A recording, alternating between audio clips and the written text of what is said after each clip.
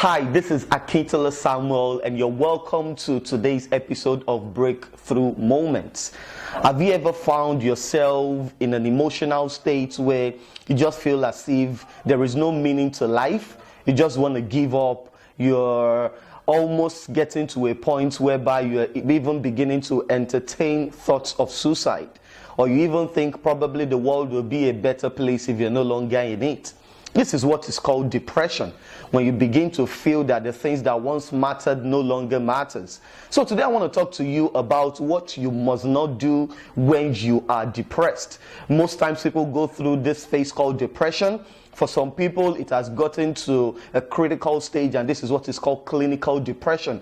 And if you're in this particular emotional state today, I'm still going to talk about that, but really, you're not the one I'm talking to. But if you're at this phase of clinical depression, I strongly believe that you might need professional help, or better still, you might need spiritual help. Now, when I talk about spiritual help, I'm not talking about consulting spiritists. I'm not talking about going to, in this part of the world, they call them jazzmen. I don't know how you interpret it, but people will consult with spiritual mediums and all those things. That's not what I'm talking about. I'm talking about, when I talk about spiritual help, I'm talking about going to the scriptures, because I believe that is the standard for human living. I strongly believe that it is a spirit. Depression is not a feeling, it's a spirit, and it must be addressed that way. As long as you see it as nothing but a feeling that needs to be addressed in a psychological way, then you might need to stay in that position for a very long period of time. But if you are going through a phase that most people go through at a particular point in their life, then I think these few points I'm about to share is going to be of help to you. When you find yourself in this emotional state of depression, number one, don't put your life on hold. What happens is when most people find themselves in this emotional state, when they find themselves depressed, they just want to stop everything because they feel life no longer matters. They feel, what's the meaning of life? There is no point to everything I've been doing. Probably I've been going through a particular thing and it seems as if it's not working out after putting so much investment into what I'm doing. The first temptation is you just want to put your life on hold. You want to stop doing what you're doing. I need to understand, in psychology, something is said, is a phrase, says motions determine emotions.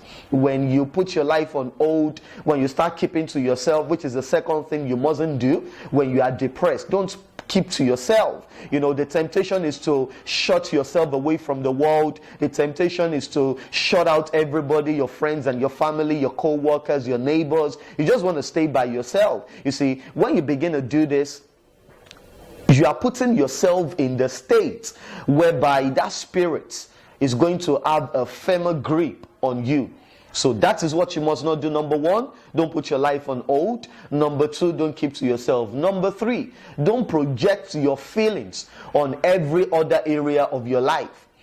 For instance, the trigger for the emotional state you're experiencing, the trigger might be in your finances. It might be in your business. It might be in your career.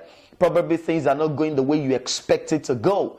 And if you're not careful, because your business is not going the way it's meant to be, you might begin to project that feelings or those feelings on your career, on your relationships, and you feel, since my business is not working, then every other thing in my life is not working. You see, that's the temptation. Because one area, understand this, everything cannot be bad in your life at the same time.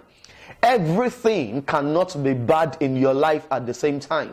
The fact that things are not working well financially does not mean things are not working in your relationships.